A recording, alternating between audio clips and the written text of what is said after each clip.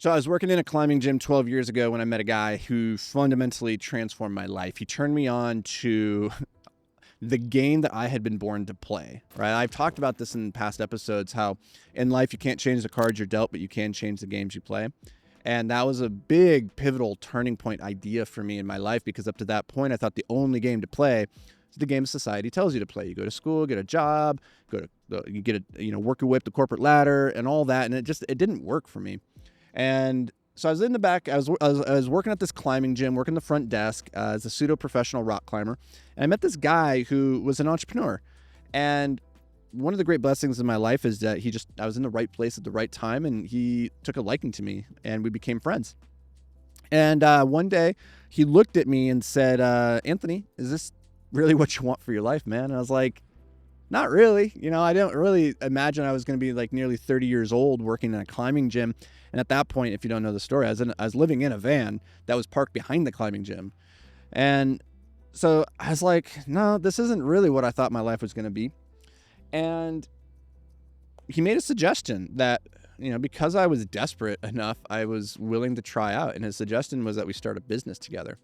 Now, I want to share a couple of, one of the most powerful ideas that came from that very first conversation that we had about building this business, because I told him, I had all these self-doubts because I really wasn't the entrepreneurial type as a kid. I didn't have any experience with business. And so I didn't think I was going to make a very good business partner. And, he talked me into it, and I was like, okay, cool. I'm on board with this. Let me put in my 2 weeks notice, and then we can start a business. And right away, I didn't realize how powerful this lesson was going to be, but it stuck with me all these years, and it's proven time and time again to be so powerful in my life and in my businesses. He said, no, Anthony, if we're going to do this, we're going to start tomorrow, not in 2 weeks, because in life, your likelihood of success decreases as the time between idea and execution increases. So the more time you allow to elapse between when you have that spark of inspiration and when you take action to manifest it, the more likely you are to fail, because inspiration is perishable. And so when you have an idea, it's critical that you move quickly with intention and desire and intensity to take that idea and make it reality. And so I quit my job that day. We started the business the very next day. And over and over and over again in my life as an entrepreneur, I've been reinforced positively for decreasing my action threshold and the time between ideation and execution.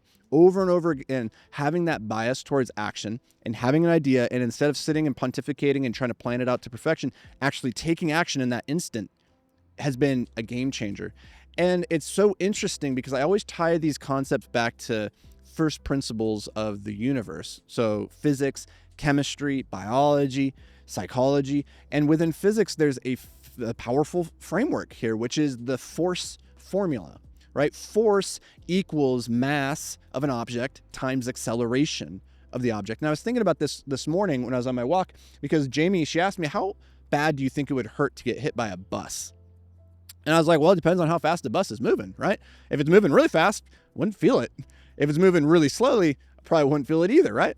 But there's a certain speed, like 15 miles an hour, where it probably would hurt pretty bad. Not because it's moving terribly fast. Think like 15 miles an hour, you could run that fast, right?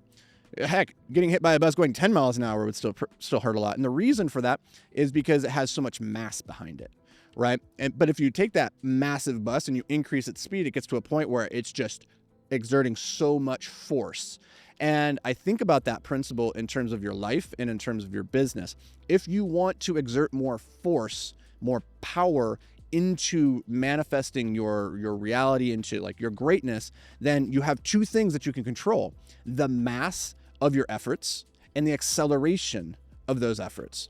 So you do more work and you do it more quickly.